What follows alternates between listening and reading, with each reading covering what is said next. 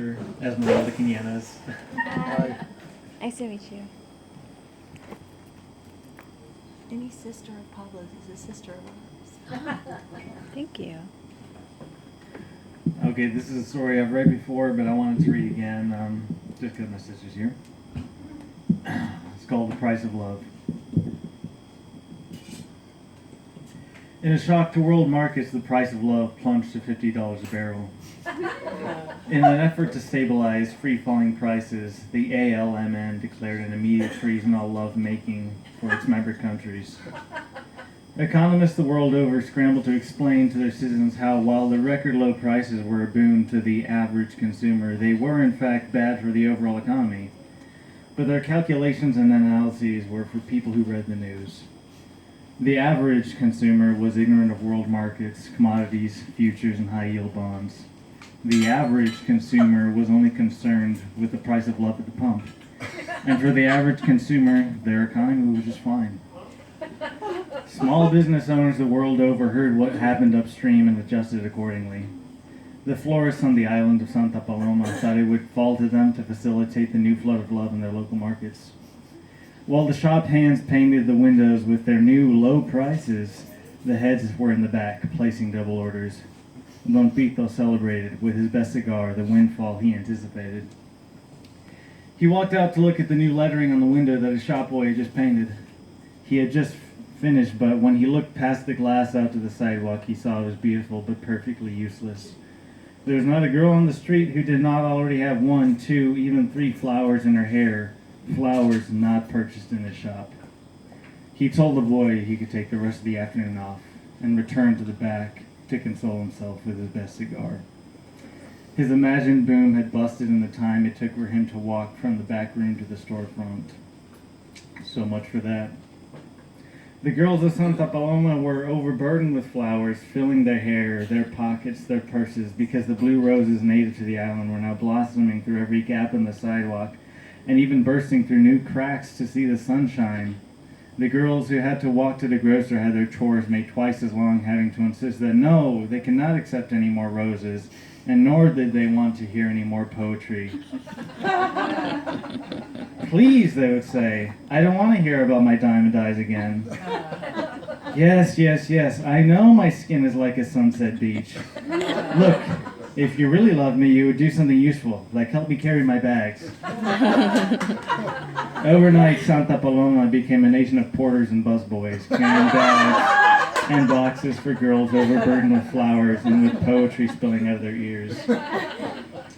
They couldn't turn a corner without some poor youth offering to carry her bags, open a door, or escort her across the street. Their coteries lavished them with such attention that the women of the island came to understand that there really is too much of a good thing.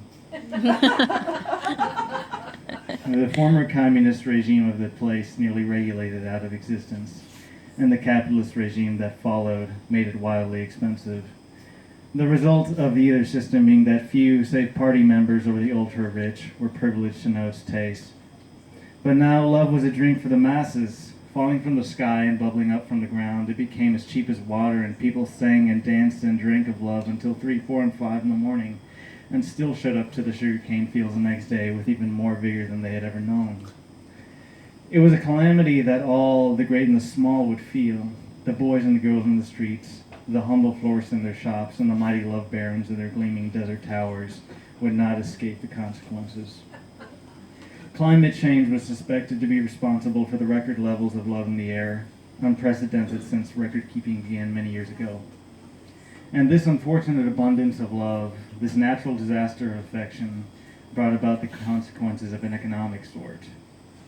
The love barons looked at their televisions and saw hordes of love-drunk people in the street below and felt the beams of their tower quivering from all the dancing they made.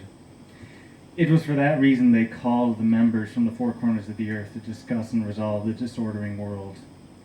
The barons of love and their congress atop the tower made note of several alarming encroachments on their sovereignty. Their hold on the furthest refineries was loosening. The dancing hordes overtook them with no resistance from their operators, and neither was any killed by the soldiers, drunk as they were on illegally siphoned love. The love that fell from the clouds was once protected alternately as state property, corporate property, proprietary property, was now openly collected in rain barrels from the roofs of common people's homes, in flagrant disregard for the laws the love barons had paid for with billions over the years, in dollars, in pesos, in reals, in rupees, and even gold. The machinery of distillation, whose designs were guarded alternately as state secrets, trade secrets, and secrets, had been leaked into the fields and mountains, and people were brewing and drinking and dying from their moonshine concoctions. The leaker made the mistake of seeking asylum in a foreign embassy. He was found by the agents of the love barons, who then put a few irremediable leaks in him. But the leaks they put in his body would dry up. The leaks he put in their tower, once spraying, became a cascade of springs that turned into a waterfall of former secrets. Their projections had taken into account everything under the sun, from acts of God to the treachery of men, and so had weathered similar upsets before. But this was happening so fast. On such a scale, neither their calculations nor their memories could account for. The elders in the scattered towns of Santa Paloma searched their decades and could find no precedent for the madness. And the mighty in their castles across the earth searched their centuries but heard only echoes. And the wise reread their millennia scrolls and knew that not since the days of Babylon had there been built such towers as those that exalted the love barons of their day. And God from eternity looked down on the designs of the humans and was sorely displeased. And he allowed the deluge of love to continue rising. The fountains of the deep broke open again. The windows of heaven poured forth in a way not seen since the days of Noah and his sons. The peasants low in the fields were the first to drown, washed away with their flocks. Then drowned the poor in the cardboard slums on the outskirts of town. Then drowned the homeless camped in their parks and alleys. The barons in their hermetically sealed tower saw streaks of love running across the windows as they heard reports up at the scale of the deluge and the loss of millions of plebeians and proletariat. "If it stops there, this will really be a blessing in disguise," said one love baron. "God has just solved poverty." The Bavarian minister of love turned from his window and reprimanded his counterpart. "How can you be so glib? The poor represent nearly 3/4 of our consumer base."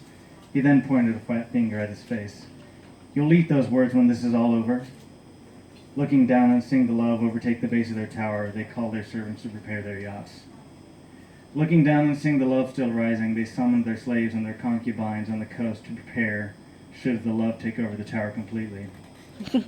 When barons and their coteries scrambled up the 12th floor, they saw floating bodies of those overtaken by the waves, bumping against the windows with their shoulders and heads. When the love rose to the 60th, the barons of love were now hoisted upon the young arms and shoulders of their retainers, no longer able to climb up the steps themselves.